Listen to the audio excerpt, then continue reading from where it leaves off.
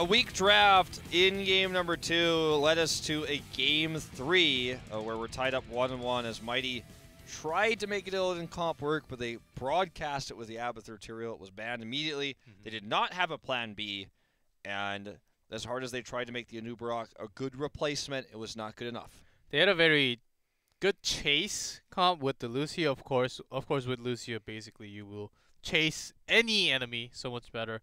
With Anubarak coming in, Joker had some clutch plays in the middle, but it's overall just not enough with solo Taika's damage. It was just unheard of after with Lucio. I don't know how exactly that works into the draft. And they have failed. And they still have a lot of chances to come back now.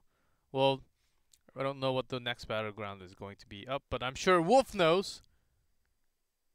Actually, I don't. That wasn't sent to me. What's your prediction, though? You have been on the point. Let me think. I think Dragonshire. Ah, 2-miss Spider Queen. Almost. It was close. It's like one hex off. No, but you got me thinking about the chase comp with the Anubarak. And I was thinking about having a skin for Anubarak where he just has like a big shark fin. Whenever he charges in, you just see the shark fin because he's like jaws like.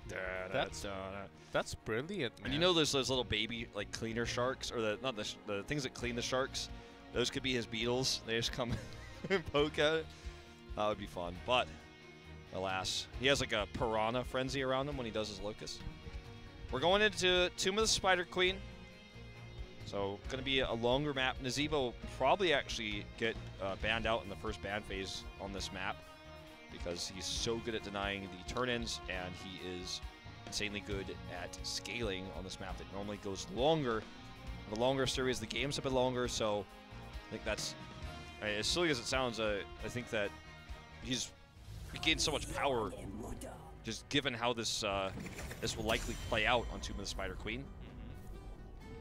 I don't think he'll be first picked necessarily, but I think he might draw a ban here.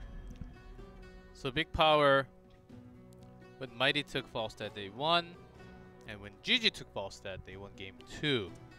Let's see where Falstad actually lands on that flight into the draft. This is Spider Queen, one of the less likely to see Falstad, of course, but still, MVP teams, both MVP teams actually have been working their way, even with Falstad on this map. He's not as good for split pushing, but he can still soak a lot, and he can also fly for the gusting gauges. And his season marksman, when you have this many minions to kill without even using flight to rotate between lanes, just gets very powerful. He goes into late game, gets a season marksman before the game ends. If you're MVP Black, game ends a lot of the time before 20, but the concept, though, it's always there. We're going to see the Zeratul and Vala. Will Mighty go all in on the Nazeebo? I doubt it for the first pick. I think this is an easy Falstad ban. Falstad pick, right? I was like, well. Or if they try to go Illidan once more, then Tastar will be a pick, or even something else with Tastar. Lala is banned for the moment. Maybe this is where we see another Tracer, but instead it's going to be Malfurion. Safe pick. It's like, just goes into Teriel Abathur. I'm like, guys, it doesn't work. Let's see if we're just going to see the Nazeebo with perhaps a Falstad first pick. I think Falstad's going to go a bit deeper down here. I just feel like the Nazeebo should be very highly valued in this rotation. It's going to be Tychus. If you grab Nazeebo, you have all your damage locked up already. You don't have to worry about that. You can also start to ban away good damage from your opponent. So, I like that. Also, just grabbing a Murd in here is safe. It's a good ETC map, though, so they probably don't want to take Murd in that early. It's going to be ETC himself instead early on. This is already, I believe, a third pair of Tychus ETC just in today's series. So that's still the power, but when we hit next week, when the new patch comes out, that we'll see less of ETC coming out in the draft, as he will get some trait change into the 20 armor after using the spells. Yeah, it'll become more of a niche pick, I think. and I think he'll probably be valued for his global more than anything else in really weird scenarios. But I don't know yet. Nobody knows yet. We're still on Probius patch. It's been a topic of much discussion. I actually saw Splendor made a big post about it. Check his Twitter out, see what he thinks. But Nazebo is going to come in here now in the 3rd pick rotation with Ragnaros. So they'll use Molten Core for a lot of denials on turn-ins. I'm going to look to delay the game to get that Nazebo scaling. You see the skin spam. But at the end, it has to be the biggest face onto. Usually it's the gingerbread cookie Nazebo, which always makes me really hungry. I don't like cookies that much, but gingerbread cookies are great. That and Subway cookies, chocolate cookies are the best. See the tank ban? Thanks for letting me know. Yeah. See the tank ban here for Muradin? Just letting you guys know. Yeah. If you're going to get a Subway cookie, get the chocolate chip one. Do not get the weird rainbow one. Do not do that. Do not draft Tyrael into the Abathur. Those are 2 things I can impart to you guys watching at home early in the morning. Even though Cursed Hollow is the map for Avatar, most likely, but still. Think about the team comp when you build it. Think about it. Talk to your teammates. Communicate. That's the only time when you should be chatting. Of course, not fighting. There's 3 bans here you could really think about, I feel. It's the Liming, the Hammer, and the Kharazim. Tyrael.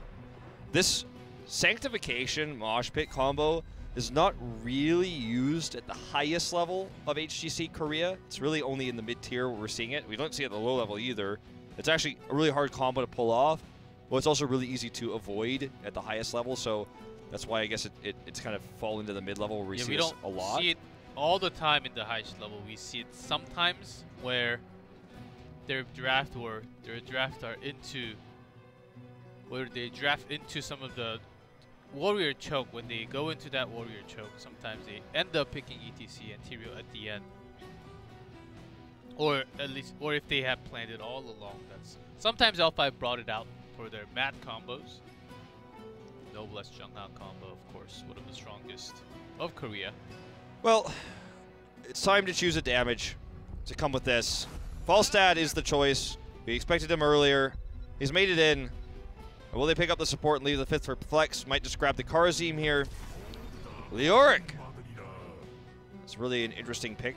Can be very good to lock down tanks and bust them up, but we don't even have any tanks selected yet for Mighty, so it's a bit aggressively picking this early. And also the Entomb. If you Entomb like a Nazebo, Nazebo's like, well, even if you Entomb and Drain Hope, I will outdamage you. You need to have more than that, but it can work well with the Gust. You can Entomb. The Gust will blow everyone else away. The Entombed member will be left isolated.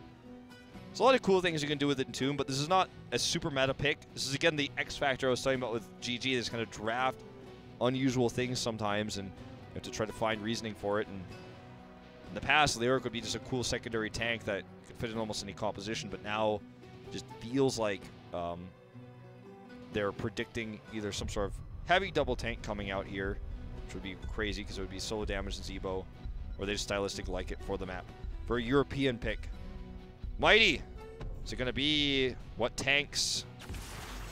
Going to be Johanna in terms of warrior tank, and Sergeant Hammer with the actual tank as the 2nd damage. So the Leoric pick, if it was predicting a double tank coming in here with the solo Zebo damage, was wrong. I don't think that's what they had in mind. I think they want this for the Gust combo, which again, we've seen European teams really like this on this map.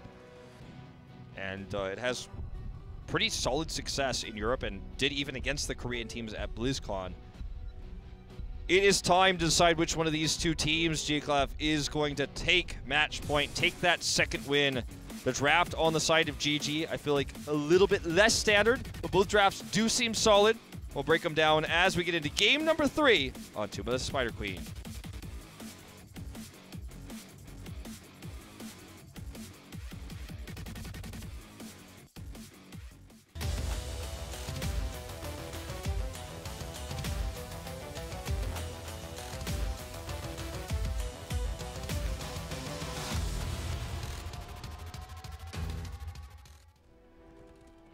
In blue, Team Good Game. BDG on Tychus, Jaeon on Karazim, Good on the Orc, Hooligan on HGC, UJ on Fast.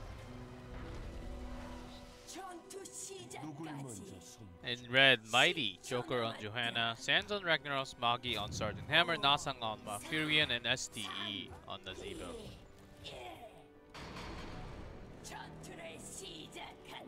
Let the battle begin. That's what she just said. Just translating that for you guys. You guys should get, if you want the Korean announcer pack, you can actually just change your settings and get it. Be hardcore. Someone's thinking about it, like, oh my god, never thought about that. It's pretty cool, yeah. Voice acting pretty good. Yep, and you also have a lot of announcers now. Yes. Just to not get the murky one, as you would not understand what murky is saying. Chico spent a lot of money to get that one. He's really disappointed. I got my Tychus announcer, and he sounds very powerful. You have actually, to listen to him. My favorite one is the Nazebo one right now. He's got a great accent. I don't know why, for some reason, people decided which doctors sound Jamaican, but I mean, that's just the way it is, I guess. Well, it's going to be Season Marksman, actually block coming up for Johanna. The tank pick that has good wave clear, solid counter in terms of damage of both Falstad and the Tychus right now. So I like the choice of the heroes that were left remaining. An uncommon pick, but one that we see on this map and Infernal Shrines specifically more often than on other maps. Also has Joanna to cancel out all the auto attacks with the blind. I think that Joanna last pick was definitely worth it. Also has decent wave clear, and with that wave clear, can also roam about the same as ETC, as ETC will just have that super powerful roaming potential for GG's side, especially during the first 5 minutes and a little bit more into the game. I think that the big power spike obviously is going to be a 10 for both of these teams. With the removal of Tyrael, there's no Mosh Sank, but obviously just Mosh straight up. I don't think it's ever going to be really worth it to go for stage dive on this map. The Taiwanese teams really did like to do that, but just in general, you don't really see it. Love those gingerbread men. So, I mean, the spike's going to be 10. It's going to be who gets 10 first that's really important.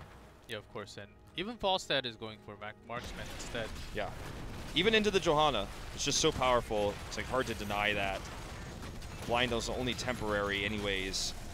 Joker, super low here. Good looking for the home run. Doesn't get it. Still want that Janitor Leoric skin.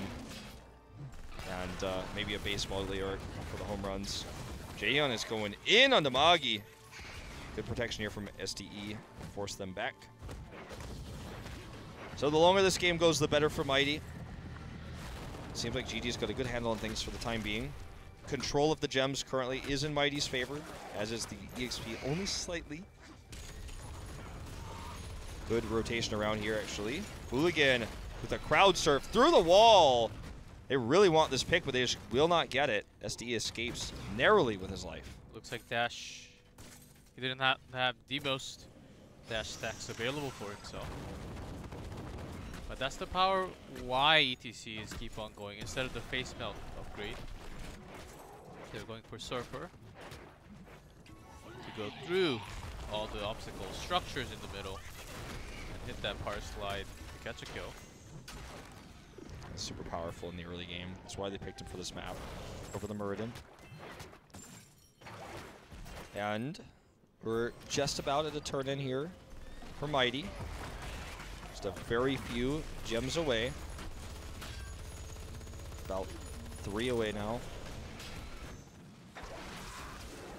It's been a quiet early game. We sound like golf commentators right now, but just a slow game. And the Tychus is going to be not heavily countered by Johanna, but definitely she went to the block. She has the power to blind him, and since she's only somewhat tanky. Not gonna do too much, I guess. Can counter Nazebo kind of when he gets tankier, but yeah, that's something that's actually gonna be a thing. Like If the game goes long enough, theoretically, Nazeebo could be tankier than Johanna. No joke. It's happened before. Okay. Really good far sliding. Good actually has to Hearth, which is going to potentially be a mighty turn-in. We have the numbers advantage right now, and they have Nazeebo to really punch him when he tries to stop it, and that will be the turn-in. All it takes is one Hearth, and you get the objective. And things will start to snowball here, as we have our first Web Weavers coming out from Mighty side. Both teams really has a lot of wave clear, so they for the first 5 minutes they were just rotating up and down, try to look for picks. But as we saw both teams making the rotations at the same time, they couldn't really find the pick as they were just rotating at the same time. Yeah. Moggy pushing this really hard too. The Sergeant Hammer pick and the Nazeebo. Double specialist. We talked about this earlier. We saw the same combination of how in the pro scene you don't really refer to these heroes as specialists. It's just that their tag in game. They're sick damage dealers, but in pushes like this, that specialist tag, which is really Blizzard's way of saying they kill structures really fast, they push lanes really hard, is duly noted, especially by GG in this first Web Weaver push. They're going to get the counter pick, though, onto Ragnaros. Way too aggressive here. They're actually looking for more, as Mighty wants a swift rotation. Moggy's getting some damage from the drain. That's not enough. The power slide does connect. Pretty fast lands and no other damage follow-up. Only one kill onto Ragnaros, but it was a kind of aggressive counter rotation by Mighty. They wanted to try to turn it into 1-for-1. Widowmaker is done super fast, by the way, on this map, and how much he's been able to harass and poke on the Orc specifically.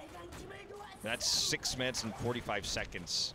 Possibly before, because some guy has to press a button, put the graphic up, man. He could have had it a few seconds before that. He did too.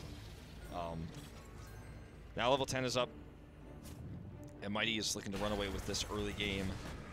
Counter Web Weavers will be against them. They couldn't get the back-to-back. But without 10, it's tough to really find value from this, and Mighty is going to threaten anyone who tries to push with these. Even Sans nearly gets the pick solo against Wujie. So Mighty is just fanning out. First Web Weaver in the top is done. Second one here in the bot is going to be rotated upon as Sans does what he can in the bot lane. 2 full ammo Cannon Tower is going to do a lot, and he's even going to Molten Core just to completely counter it. 10 is reached by GG during this exchange. They didn't get a lot of structural damage done, but they at least evened the scope of things in terms of talents. HGC is holding on to his mosh pit. Here comes the first Entomb. Big silence coming down as well, actually. It's going to be the pick onto Sergeant Hammer. And then there's a disengage, and Hooligan just picks his heroic right after. There's a kill! Smashed!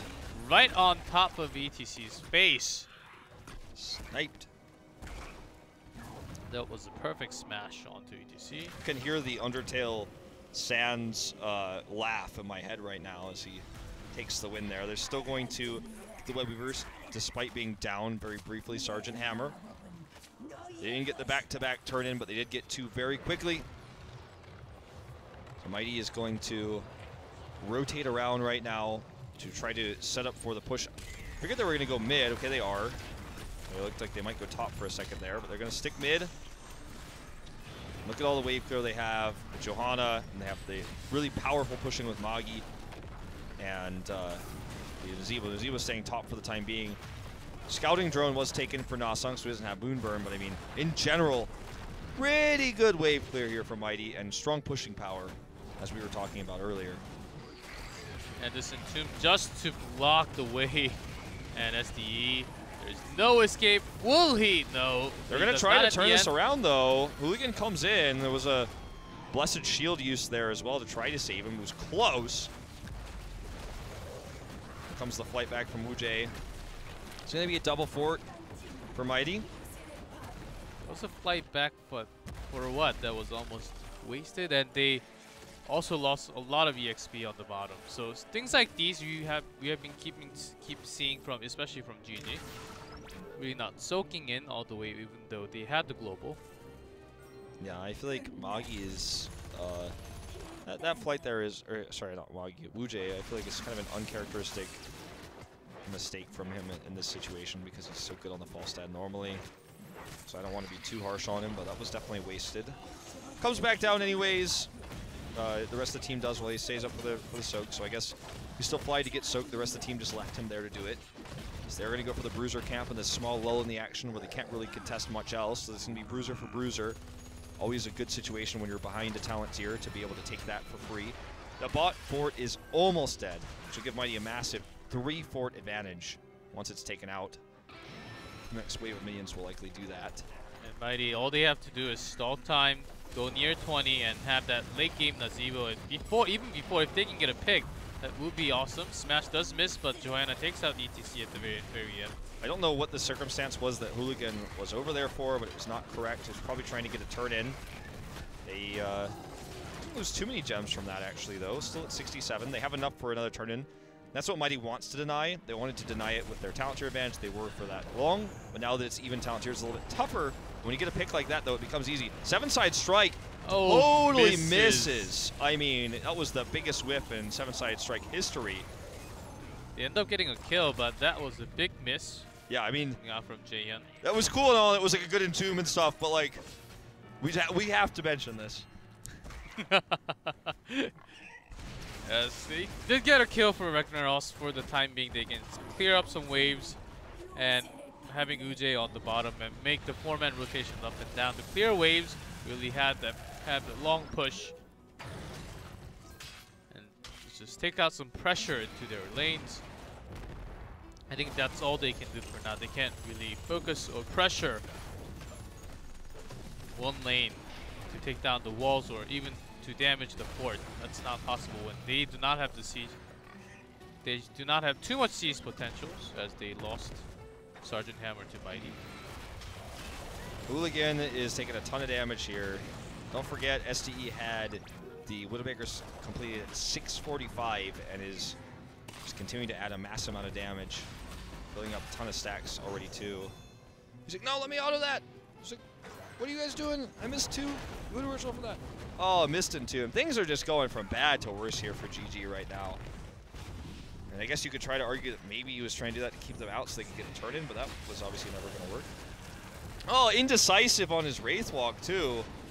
He will get away, but gotta be decisive in moments like this. Took a lot of extra damage. Okay, well, so I'll just kind of take a deep breath as they rotate in for one more. They're on even talent tiers for a little bit longer to try to get this turn in. Now Mighty has enough for the turn in. Yeah, they need to deny this too. That's the bigger issue really than them holding all these gems. And Wu-Jae gets shut down by another Moonfire. I think they're going to get the turn in. They do.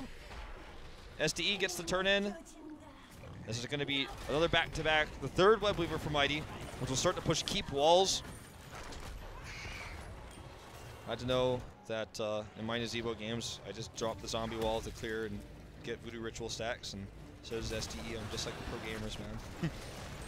Exactly the same. I'm just exactly the same as them. They don't only try to get to the sick hits of the zombie donut. They will clear with it. But now with this push, with this third Web Weavers now, they really have to go into the second walls. They want to have this. They have the siege. They do have 16, so they have a lot more pushing power now. That's why even Odin will be popped from GG's side to have that stalled for a longer time. Instead of splitting for soak, because they already have the talent advantage, Mighty just kind of pushes in with the sledgehammer move to try to knock down the mid-key. Unfortunately, this move isn't successful. Gonna try to get a double stun here onto Good. They do. The Blessed Shield into the swing there. Not the skeletal swing. He tried to swing, but was taken out. Here comes the stage dive in from Hooligan, but he's all alone. It was a really risky move. He takes a lot of damage. And suddenly, Mighty actually might be able to keep off of this. They have, again, so much pushing power here with Nazebo and Sergeant Hammer. With a double pick, it looks like they absolutely will take the keep. It was unsuccessful until GG overextended into the Molten Core. I was going to say things were really good for GG because they split to defend. Mighty committed all 5 to mid, so they lost a lot of soak, and they only got to keep wall. But things turn around so quickly when the Molten Core comes down, so Mighty ends up getting the massive advantage here. They're going to be able to steal this camp and peace out. Girl Scout. Nicely done, Wolf. And also with that, Mighty has the control. Even GG has the Falstad. As this is a small, not a small map, but a long map in terms of left and right. But the ups and the top, each lanes are not too far apart. And GG really couldn't make that ETC potential into a few picks. They only got one pick on the Ragnaros, and that's it. And the snowball has been going for Mighty side. Since there's a big entomb. Look at the damage on the spiders. But no follow-up at all. BG has lost half his health. Ouch. Gazebo is pretty good. Well, 30 of 65, still a long way away from Mighty. With several kills, GG lost a lot of gems, but they still have enough for a turn-in. Entomb does not have the longest cooldown, but yeah, with that gone already, the threat should be less pressures for Nazeebo especially, and also Valkyrie. Well, you don't want to think about Entomb as like, oh, well, even if he misses, it's fine as it comes up soon. You want to think about it like, wow, look at how many opportunities he could have to get kills. He could hit it and then hit it again. And when you have to think about it the other way, it's still frustrating. So at the end of the world, it's not like missing a Sank or something like that, but still. The Entombs have been creative. We've seen some Entombs, you know, that vertical one to actually deny the retreat was pretty awesome, but it's back up off cooldown now, as are all 10 heroics in the game. But with the keep down here, the pressure is always going to be in the mid lane for GG, as Mighty is just soaking for another turn in, and also for 20, stacking the Zebo up, getting him more strong, getting him more Voodoo Ritual, so when he hits 20, he's going to have that big power spike. Now GG has enough to turn in. They are almost there, but Nasong is just denying. This is the problem. Mighty has so much pokes. This one spider does so much damage. Even Nasong can just Moonfire away from a long range. Literally every hero has massive poke. Sergeant Hammer even has napalm. Like, in terms of her kit, not so much. But I mean, I guess she could drop down the spider mines, and napalm is just like, oh yeah, not only am I denying, but it's going to be denying for a long time with the burn, the tick damage. Ragnaros has Meteor, and I guess Johanna has blind. Shield. The blind is blind also, yes. Is really good. We've seen her deny multiple times. Okay, another Entomb on the minions. Even if it landed on Johanna, I don't think it could have been a kill. No. There was not much of a damage follow-up, and Falstad was top, and Tychus especially was at the bottom. This will be a big rotation. Magi. Maybe BDG will be caught. And Magi's just trying to look for the bump. Is that a boop? I know it's not Overwatch, but can we call the tank boop a boop? It's kind of a boop. I think we're like, I don't know who officially decided that Lucio boops for boops, but I have to ask him if he's okay with it. The Mighty is going to hit 20 now, and the advantage they have could let them a boss. Are they going to start the boss with this turn-in? They don't have enough for turn-in quite, so. Gonna start the boss, and so far no vision, no realization for GG, as Vile Infection is already completed as soon as he clicks it. They need 2 more to turn in. They're going to get the turn in here, but the boss is going to be more effective. This turn in is going to mostly just be useless in mid because of the strong push. The bot push isn't that great, and the top push is just going to, the boss is going to pass the Web Weaver like a ship in the night. I guess the Weaver might help defend it kind of with how strong this push is right now. And now Nazeebo, look at the damage coming out from each spider shots. And also look at the HP of Nazeebo. Basically a tank now. And Sands is caught in the front line. Ragnaros is the only one right there for now, but does get cleansed and survives at the very end. Oh, and a good smash with the Twilight Dream, and now it's a 5v4 with the boss on the keep. Uj cannot do damage, he's pushed back. Jaehyun actually gets rooted. This is going to be an easy keep. And look at the Web Weavers for GG. They are not doing a whole lot. They're just tickling the forts as Mighty goes in here for the core. BDG eating all that spider damage. SDE picks him off easily. Uj, look at how much he takes. He gets into the Hall of Storms to survive, but this game is over. Mighty will take the lead and take match point as we go into a 4th game here. GG totally outclassed. Yep, basically Mighty almost near perfection. Some death from Ragnaros, as you see this hand. Those are the Sands hands. Sands hands. He was like, I won with these hands. That's right, off focus. And I think second game they were just off the draft and just coming back. They did exactly what they wanted to do with the Nazeebo. They stalled a lot of time All they needed was to buy time to get to 20. They made the easy boss. No contest at all.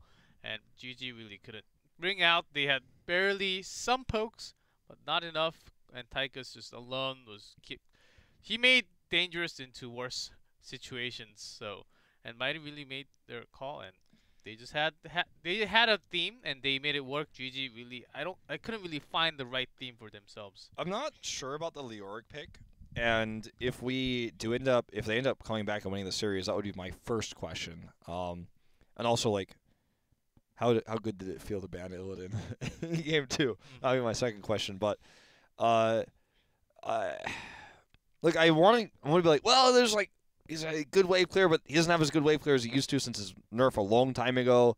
Like he's got Entomb, it could isolate some targets, but he didn't hit any Entombs. Like I think he hit like 1 Entomb that whole game, missed like 12.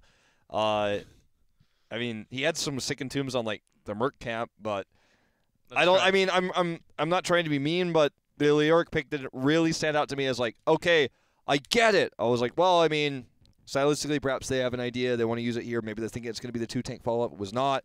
And even if it was going to be, when you see the Leoric like that, you're less inclined to do the double tank follow-up. I mean, it was a tank and a siege tank, but you know what I'm saying. Yes, it was a siege tank. And Mighty with that siege tank really had lots of siege potentials, and they kept on pushing until the very end. And of course, having the keep down and from even before 20, that helped them push the lane even further. But now with that, they're leading in series 2-1. I think if they're able to bring this team come back, and GG is starting to fall apart is what I'm seeing right here. I want to see them map pick Infernal Shrines and try to do some Diablo Zeratul shenaniganry. Maybe that's how they get back into the series. I think they're going to take first pick instead because that's how it usually goes, although we saw 2 of the opposite scenarios yesterday.